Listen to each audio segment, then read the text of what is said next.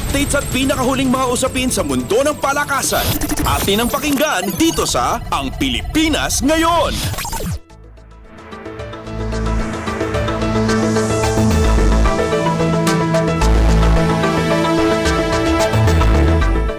Magandang araw, narito na po ang Sports Balita. Napili bilang Most Valuable Player ang dating Arellano Chief Player na si Archie Concepcion sa ikalawang araw ng 5-on-5 competition ng PBA Draft Combine na ginanap sa Gatorade Hoops Center sa Mandaluyong. Sa tulong ng kanyang teammate sa Pampanga Giant Lanterns, si Concepcion at ang iba pang miyembro ng NLEX ay tinalo ang Phoenix 78-71. Nagtapos si Concepcion na may 14 na puntos habang top scorer naman si Raymond Binuya sa nagawa nitong 21 puntos. Inamin ni Concepcion na dahil mga teammates niya sa Lanterns ang kasama niya, kaya maganda ang kanilang chemistry. Dahil sa MVP award, naiuwi niya ang 5,000 pisong premyo na kalakip nito. Nanguna si Concepcion sa combine dahil hindi nakapaglaro ang tatlong pambatong players na sina Stephen Holt, Keith Datu at Brandon Bates. Samantala, bukod kay Concepcion, pasok din sa mythical team sina Warren Bonifacio, Adrian Nopum, Ralph Koo at Jason Apolonio. Updates at pinakahuling mga usapin sa mundo ng palakasan. Atin ang pakinggan dito sa Ang Pilipinas Ngayon.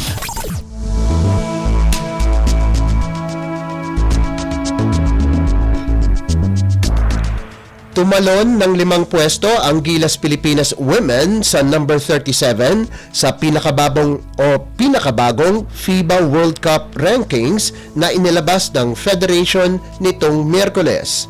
Tumaas ang ranking ng national team dahil sa magandang performance nito sa FIBA Women's Asia Cup, kung saan sa unang pagkakataon ay nanalo sila ng isang laro sa group stage.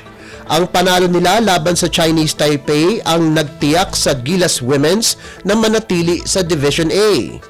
Ang Gilas ay ranked 7th sa Asia sa likuran ng China, Australia, Japan, Korea, New Zealand at Chinese Taipei. Ang Estados Unidos ang nananatili sa itaas ng standings, kasunod ang China. Maraming bansa ang tumaas din ang kanilang rankings sa FIBA, kasama na ang Thailand kung saan umangat sila ng 39 na pwesto sa number 62, habang ang Iran ay tumalon ng 26 na pwesto sa number 52 pagkatapos umabot sa finals ng FIBA Women's Asia Cup Division B Tournament. Updates at pinakahuling mga usapin sa mundo ng palakasan. Atin ang pakinggan dito sa Ang Pilipinas Ngayon.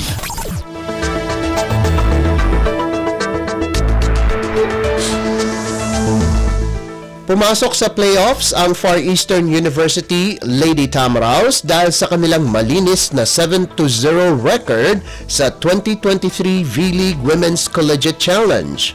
Tinalo ng Lady Tamaraws ang University of the East Lady Warriors sa loob ng 4 na sets, 16-25, 28-26, 25-13 at 25-21 para tapusin ang elimination round na ginanap sa Paco Arena sa Maynila. Nagtapos si Sheni Tagaod ng may 16 na puntos, 13 mula sa attacks kasama din ang 2 blocks at isang service ace. Nag-ambag naman si Mitzi Panangin ng 13 markers habang nagdagdag si Jazz Eliarina ng 12 puntos mula sa bench.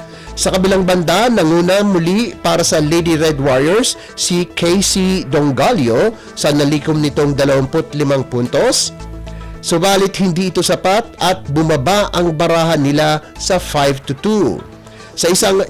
Sa isa pang laro, nanalo din ang Enderan Colleges laban sa Mapua University 25-23, 25-21 at 25-18.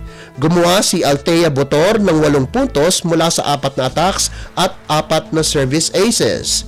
Nanguna naman para sa Lady Titans si Erica Deloria sa nagawa nitong 17 puntos mula sa 14 na attacks habang nakagawa si Zen Perolino ng 12 puntos. Updates at pinakahuling mga usapin sa mundo ng palakasan. Atin ang pakinggan dito sa Ang Pilipinas Ngayon.